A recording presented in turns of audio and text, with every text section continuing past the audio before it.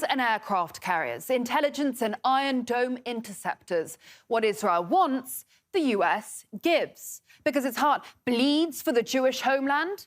Well, history has shown that no strings attached charity isn't really in the American playbook. Quid pro quo is more Washington style. Israel is critical, and the reason it's critical is because it's a bulwark for us in the Mideast. It's almost like having an aircraft carrier in the Mideast. Israel is our ambassador, it's our presence, our beachhead in the Mideast, and it gives us ears and eyes in the Mideast. It gives us intelligence. It gives us the capacity to influence affairs in the Mideast. If Israel disappeared, Russia and China would be controlling the Mideast, and they control 90% of the world's oil supply, and that would be cataclysmic for U.S. national security. The wars in Iraq and Afghanistan, a failure. Staunch ally Saudi Arabia, friends with DC's nemesis, Iran again. Riyadh, Abu Dhabi, Cairo, members of BRICS. The US must have realized that its star is waning in the Arabian skies. So losing Israel as proxy in the region, not an option. Tel Aviv is simply too valuable, yes, it's simply too good for business. Just look at how Raytheon and General Dynamics stocks have surged in recent weeks. It's been their best payday since the Ukraine war broke out. Another boon, of course, which promised a bottomless pit of billion-dollar contracts. Oh, you thought it was all because their hearts bled for the Ukrainian people? Every dollar we have sent to Ukraine has been a good dollar spent. The highest return on investment for national security dollars in my entire lifetime. Now you are free. Yes. And we will be. And the Russians are dying. It's the best money we've ever spent. The United States aids Ukraine and her people so that we can fight Russia over there and we don't have to fight Russia here. When you spend 5% of your annual Pentagon budget supporting Ukraine, and they've degraded 50% of the Russian military hardware, that's a pretty good investment. Such a good investment that Boris Johnson was dispatched back in the day to stop any talk of peace. Got to keep that money tap flowing.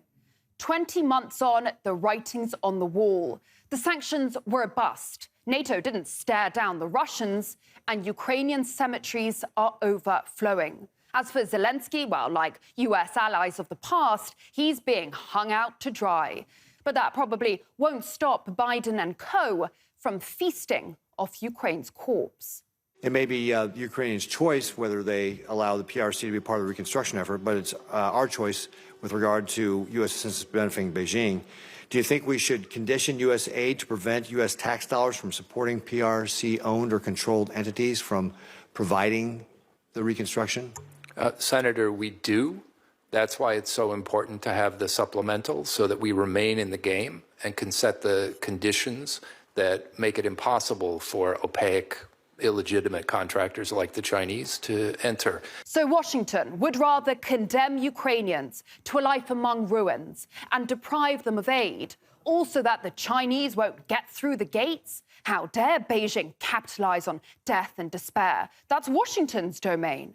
In fact, BlackRock already has grand plans of its own, and no PRC official is going to deny it its billions. In the meantime, even with people dying daily, the US just can't kick its habit. The United States follows hegemonic and militaristic policies. Throughout the country's more than 240 years of history, only 16 years were without war. Former U.S. President Jimmy Carter candidly referred to the United States as the most warlike nation in the history of the world. Sowing death and despair has become so institutional in America that it brings you a medal and not a court-martial. The biggest problem with our political media culture is that there is no accountability. I mean, those are the people standing up and saying anyone opposed to our wars are unpatriotic, they're on the other side, and none of those people ever paid a price for what they did, lying the country into the war in Iraq, destroying a country of 26 million people that gave rise to ISIS. They, in fact, all got promoted. To the last Gazan baby, to the last Ukrainian soldier, hundreds of thousands of people stripped of a future because warmongering politicians and businessmen continents away still want to get a bit more bang for their buck. And someday, maybe, a promotion too.